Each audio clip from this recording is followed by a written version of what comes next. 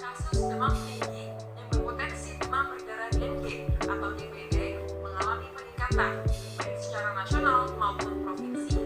Saat ini naik menjadi 0,9%. Di DKI Jakarta, jumlah kasusnya mencapai 1.840 kasus. Assalamualaikum warahmatullahi wabarakatuh. Waalaikumsalam warahmatullahi wabarakatuh. Baik, terima kasih kepada teman-teman yang telah hadir pada kesempatan kali ini.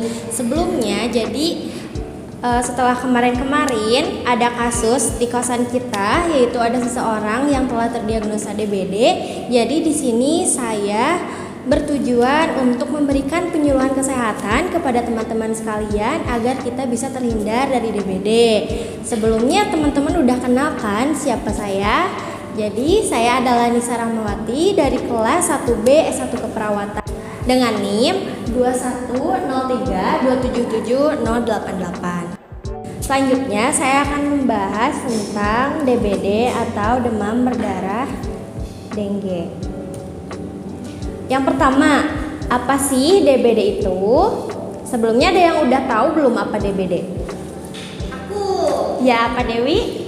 DBD adalah demam berdarah dengue atau suatu penyakit yang disebabkan oleh gigitan nyamuk. Nah, nama nyamuknya itu adalah nyamuk Aedes aegypti.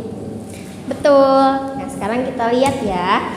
Iya, betul apa yang tadi dikatakan oleh Dewi. Jadi, DBD atau demam berdarah dengue adalah penyakit yang disebabkan oleh virus dengue yang ditularkan kepada manusia melalui gigitan nyamuk Aedes aegypti atau Aedes albopictus.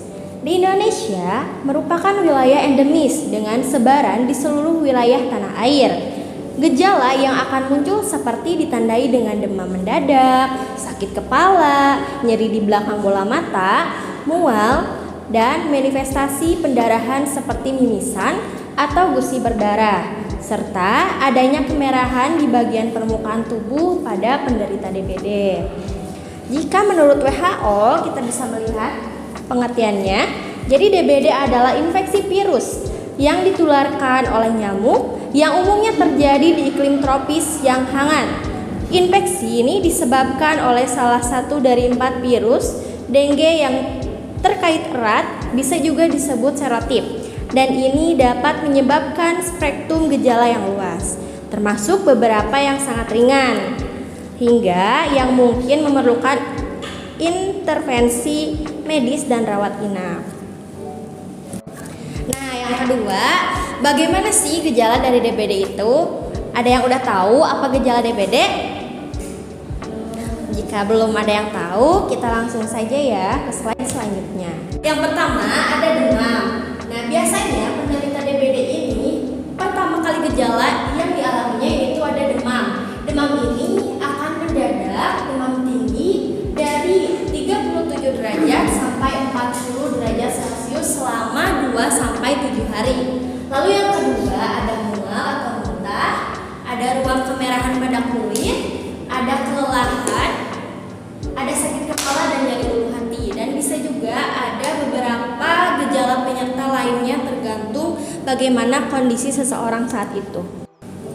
Nah, jadi setelah tadi dijelaskan di atas tentang gejala DBD, teman-teman jadi tahu kan apa itu gejala DBD? Sudah mengerti? Sudah. Oke, kita ke slide selanjutnya. Nah, penyebab dari DBD yang pertama ada rendahnya pengetahuan tentang DBD. Jadi, sering ditemukan di lingkungan sekitar kita, lingkungan masyarakat, masih banyak masyarakat yang belum mengetahui lebih dalam lagi tentang DBD. Lalu yang kedua ada rendahnya kesadaran untuk menjaga PHBS. Seperti yang tadi poin 1, masyarakat juga masih sangat rendah kesadaran dan pengetahuannya untuk menjaga kebersihan lingkungan sekitarnya. Lalu yang ketiga yaitu ada kepadatan populasi nyamuk yang diakibatkan oleh lingkungan yang tidak bersih. Seperti di lingkungan terdapat genangan air, tumpukan sampah, kebersihan rumah yang kurang. Dan poin yang keempat yaitu ada 2 nyamuk yang biasanya menularkan virus dengue, yaitu ada Aedes aegypti dan ada Aedes albopictus. Lalu yang selanjutnya yaitu tentang bagaimana ciri-ciri dari nyamuk Aedes. Ada yang udah tahu belum sebelumnya bagaimana ciri-ciri dari nyamuk Aedes itu sendiri? Memiliki belang-belang di kaki. Betul. Betul. Dewi bisa disebutkan? Ya, sudah disebutkan. Oh, ya baik kalau begitu kita langsung saja. Ini dia ada 6 poin tentang ciri-ciri nyamuk Aedes itu sendiri.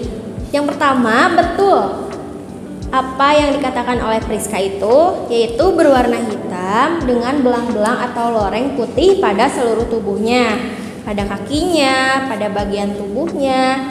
Lalu yang kedua, yaitu aktif menggigit pada pagi dan sore hari.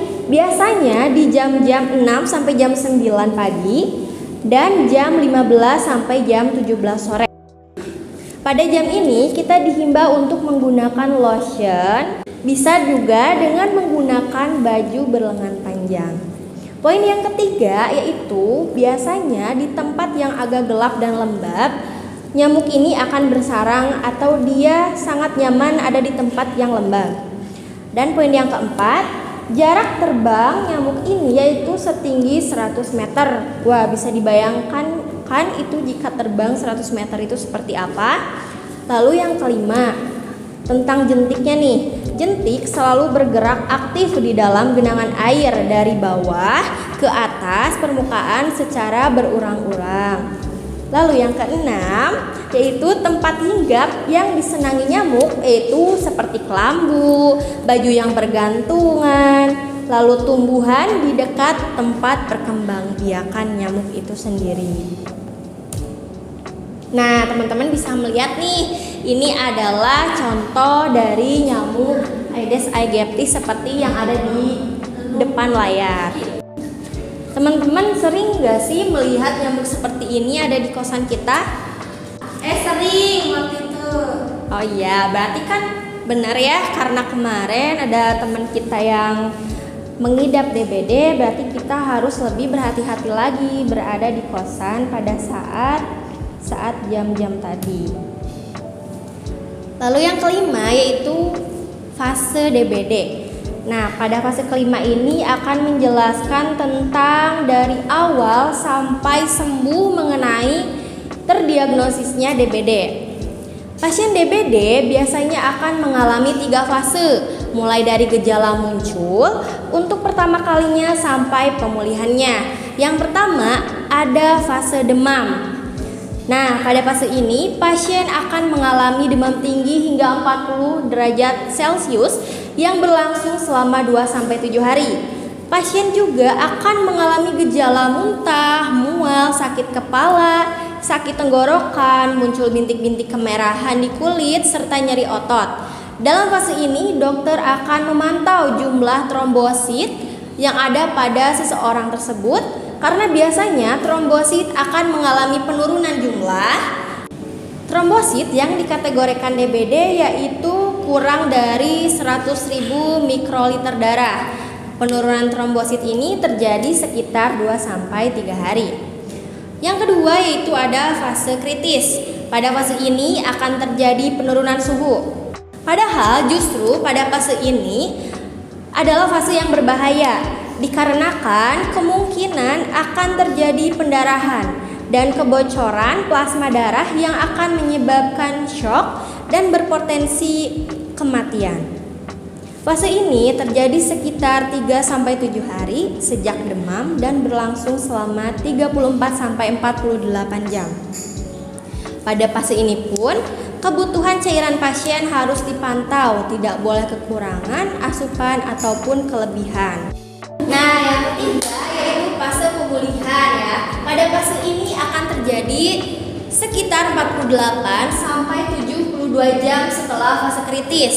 Pada fase ini cairan yang dikeluarkan dari pembuluh darah akan kembali masuk ke dalam pembuluh darah. Oleh karena itu sangat penting untuk kita untuk tetap menjaga cairan yang akan masuk, karena ditakutkan jika cairan berlebihan dalam pembuluh darah dapat menyebabkan kematian akibat gagal ginjal ataupun edema paru. Kadar trombosit pun pada fase ini akan meningkat dengan cepat hingga mencapai angka 150 mikrometer darah sampai kemudian akan kembali ke kadar normal. Nah, seperti yang tadi telah saya jelaskan, teman-teman, jadi ada berapa sih fase DBD itu? 3. Yang pertama, Fase demam. yang kedua, DBD. yang ketiga. Pemulihan. Oke, karena teman-teman udah paham, jadi kita lanjut ke poin berikutnya. Yang keenam, ada pertolongan pertama DBD. Nah, jadi di sini ada tips mengenai pertolongan awal terhadap penderita DBD menurut Kemenkes RI atau Kementerian Kesehatan Republik Indonesia.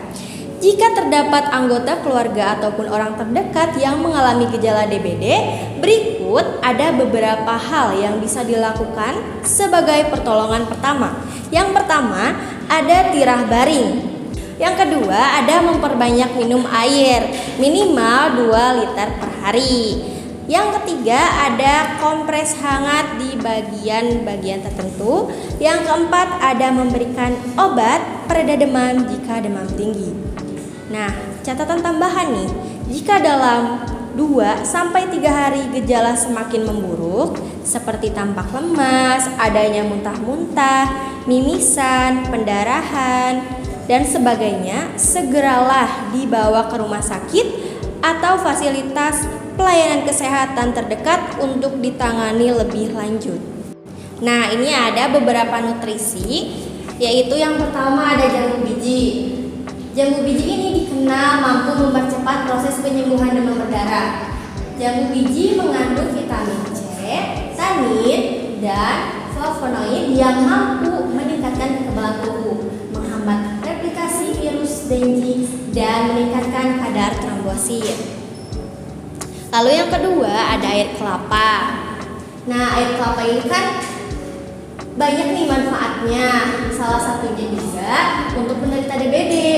Air kelapa ini bagus karena memiliki kandungan elektrolit yang mampu mempercepat proses penggantian cairan tubuh karena kandungan gula di dalamnya.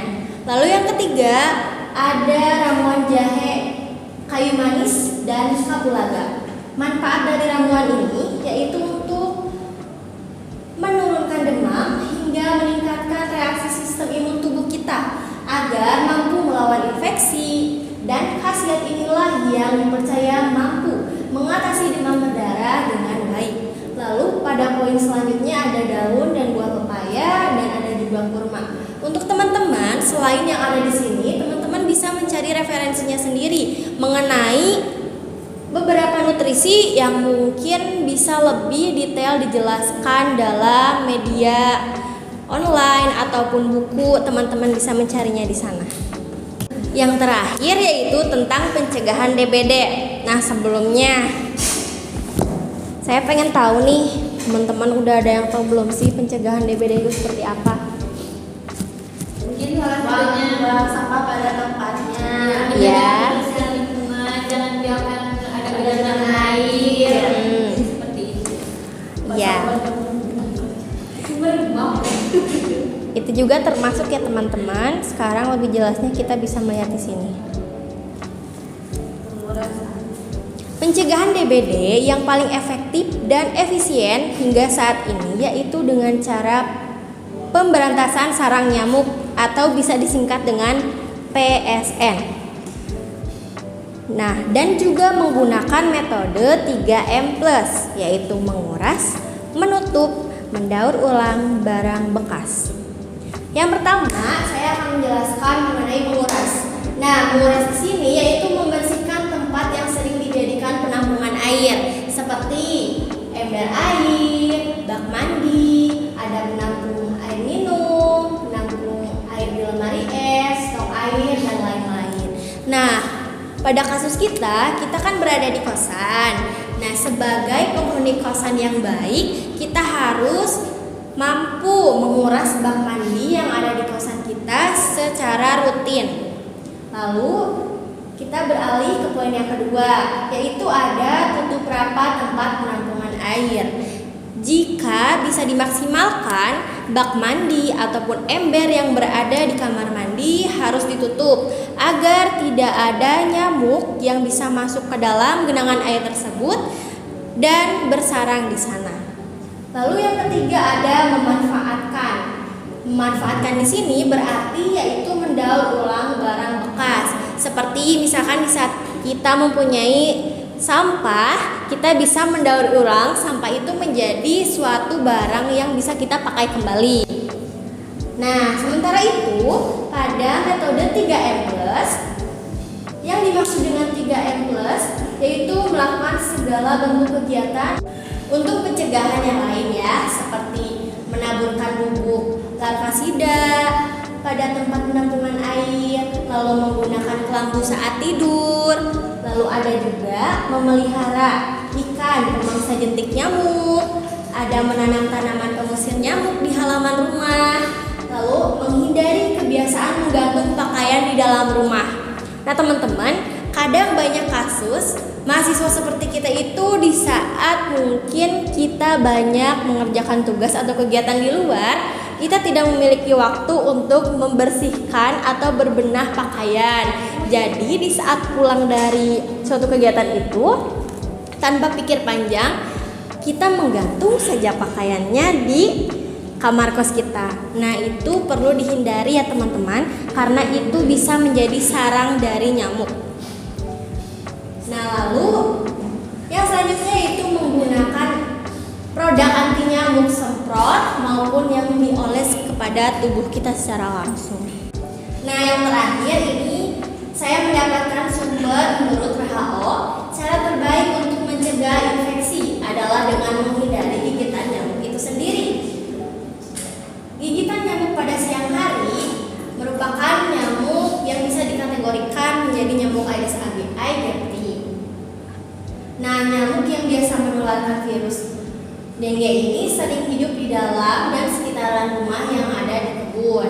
Nah, seseorang harus yang pertama memakai pakaian yang menutupi seluruh tubuh dengan baik, terutama betis, kaki, dan tangan. Lalu menjauhkan nyamuk dari rumah dengan memasang tirai serangga di atas pintu dan jendela. Yang selanjutnya menerapkan penolak serangga sesuai dengan petunjuk yang ada pada kemasan suatu produk. Yang selanjutnya itu ada tidur di dalam kelambu, bahkan untuk di siang hari. Yang selanjutnya mengambil tindakan pencegahan ekstra untuk mencegah penularan jika ada anggota keluarga yang terinfeksi dengan menghindari gigitan nyamuk. Nah, mungkin hanya itu saja yang bisa saya sampaikan kepada teman-teman semuanya. Terima kasih atas perhatiannya, dan sebelum penutupan, saya akan sedikit mengevaluasi mengenai apa sih yang telah didapatkan oleh teman-teman dari apa yang tadi saya sampaikan.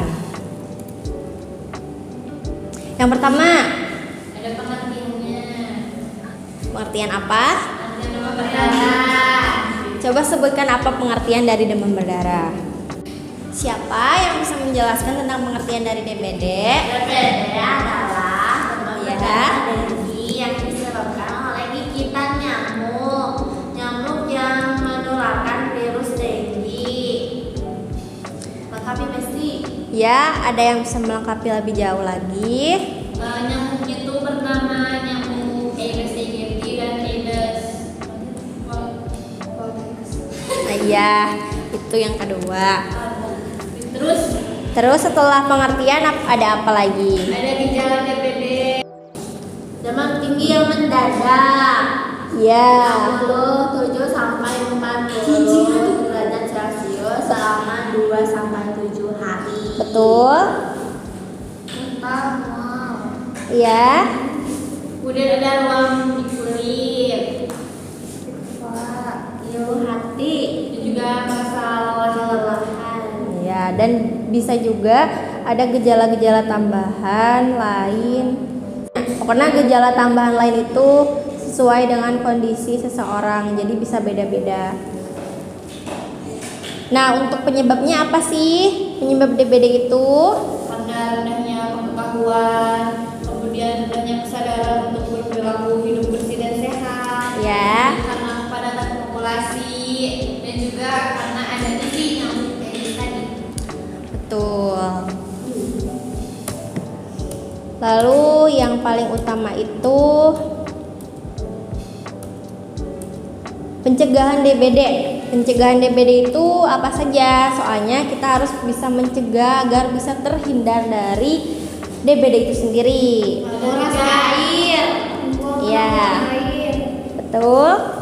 Menutup rapat-rapat tempat penampungan air. Dan yang Daur ulang. Dan yang paling utama itu ada 3M+ yang tadi itu ya. Iya, Bu.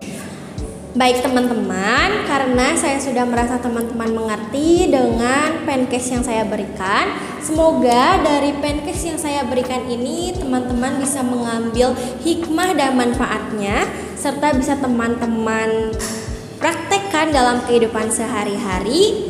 Maka dari itu saya cukupkan sekian. Wassalamualaikum warahmatullahi wabarakatuh. Waalaikumsalam warahmatullahi wabarakatuh.